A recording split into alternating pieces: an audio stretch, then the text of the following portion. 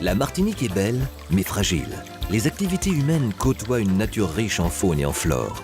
Afin de préserver cette symbiose, les 40 co-signataires du contrat de baie de la baie de Fort-de-France se sont engagés à restaurer et protéger la qualité des eaux et des écosystèmes du littoral et de son bassin versant. Ce contrat couvre le territoire de 14 communes, de Schoelcher au nord jusqu'aux Anses d'Arlay au sud. Il permet à chacun d'agir par des actions concrètes. Je fais mon jardin en amateur pour le plaisir, pour ma famille, avec mes amis, qu'on partage de bons moments, on mange sainement. J'utilise la méthode à l'ancienne avec le paillage des branches sèches, des herbes sèches, de la tonte de gazon.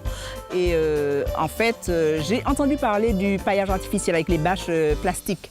Donc je voulais savoir qu'est-ce que deviennent ces bâches plastiques en fin d'utilisation. Il existe différentes méthodes de paillage synthétique. Le paillage à l'aide de bâches tissées, réutilisables, bâches plastiques biodégradables. On peut aussi utiliser comme méthode de paillage la méthode organique qui est la méthode la plus économique et la plus écologique, puisque les ressources utilisées se trouvent dans le jardin.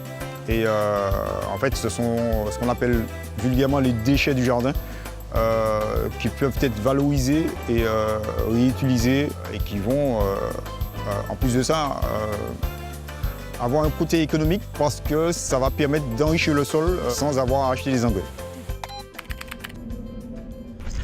Donc la Chambre accompagne et encourage tous les utilisateurs, que ce soit des jardiniers ou que ce soit des professionnels, à l'utilisation des méthodes alternatives aux herbicides. Donc ça passe notamment par l'utilisation des méthodes minérales, notamment avec du sable brossé, avec des gravillons. Ça passe par des méthodes synthétiques, donc avec des bâches plastiques. Mais nous encourageons surtout l'utilisation des méthodes avec des matériaux organiques tels que le carton, les feuilles cartonnées, la tonte de gazon ou le BRF.